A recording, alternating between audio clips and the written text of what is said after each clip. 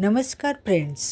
आपल्या भारतीय संस्कृतीत एका छोट्याशा रोपाला साक्षात देवतेचा दर्जा दिला गेला आहे. ते रोप म्हणजे तुळस. सकाळच्या वेळी तुळशीला पाणी घालणे, तिला प्रदक्षिणा घालणे आणि तिच्या पानांचे सेवन करणे ही आपल्याकडील शतकानुशतके चालत आलेली परंपरा आहे.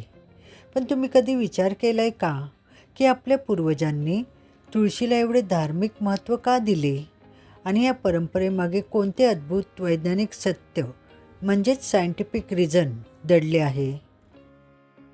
आजच्या या खास व्हिडिओमध्ये आपण तुळशीचे धार्मिक रहस्य आणि वैज्ञानिक महत्त्व अगदी सोप्या भाषेत समजून घेणार आहोत. त्यामुळे व्हिडिओ शेवटपर्यंत नक्की पहा. धार्मिक मान्यतेनुसार तुळस ही भगवान विष्णूंना अत्यंत प्रिय आहे. म्हणूनच तिला हरिप्रिया असेही म्हणतात.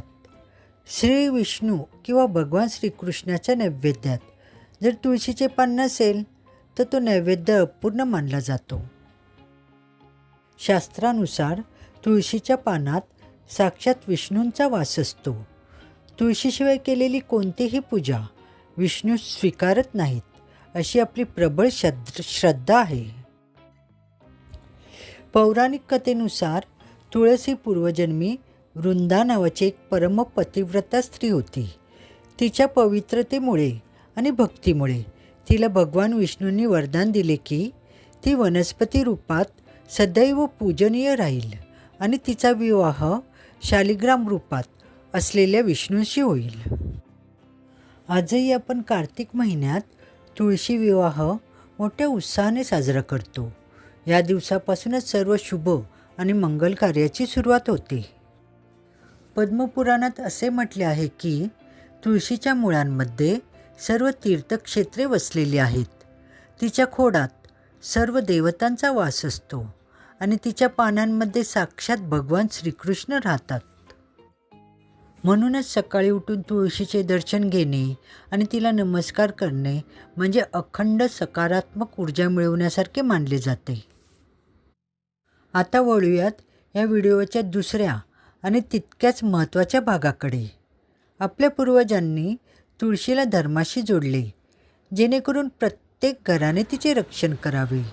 पण विज्ञानाने जेव्हा तुळशीवर संशोधन केले तेव्हा अत्यंत आश्चर्यकारक गोष्टी समोर आल्या. सामान्यतः इतर वनस्पती दिवसा ऑक्सिजन सोडतात आणि रात्री कार्बन डायऑक्साईड, पण तुळस ही अशा मोजक्या वनस्पतींपैकी एक आहे जी 24 पैकी 20 ते 22 तास ऑक्सिजन सोडते.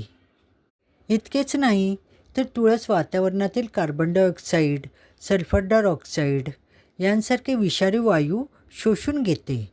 म्हणूनच अंगणात तुळस असणे म्हणजे घराभोवती एक नैसर्गिक एअर फिल्टर असण्यासारखे आहे.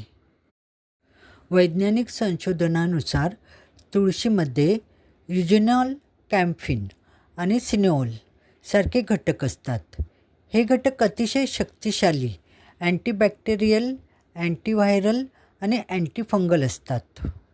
तुळशीच्या वासामुळे डास, माशा आणि हवेतील सूक्ष्म जंतू घरापासून दूर राहतात. म्हणूनच पूर्वी घराच्या मुख्य दारासमोर किंवा मध्यभागी तुळशी वृंदावन बांधले जायचे. तुळशीमध्ये भरपूर प्रमाणात व्हिटॅमिन सी, झिंक आणि अँटीऑक्सिडंट्स असतात. दररोज सकाळी तुळशीची 2-3 पाने खाल्ल्याने आपली रोगप्रतिकारशक्ती म्हणजेच इम्युनिटी प्रचंड वाढते. सर्दी, खोकला, ताप आणि श्वसनाचे आजार यावर तुळस ही एक उत्तम नैसर्गिक औषध आहे. आयुर्वेदात तिला औषधांची राणी म्हणजेच क्वीन ऑफ हर्ब्स मानले गेले आहे. आजच्या धकाधकीच्या जीवनशैलीत स्ट्रेस ही एक मोठी समस्या आहे.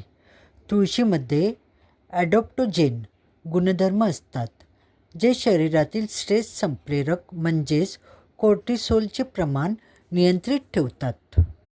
तुळशीचा चहा किंवा तुळशीच्या पानांचा अर्क घेतल्याने मन शांत होते आणि मानसिक तणाव दूर होतो. आता आपण तुळशीचा योग्य वापर कसा करावा हे पाहूया.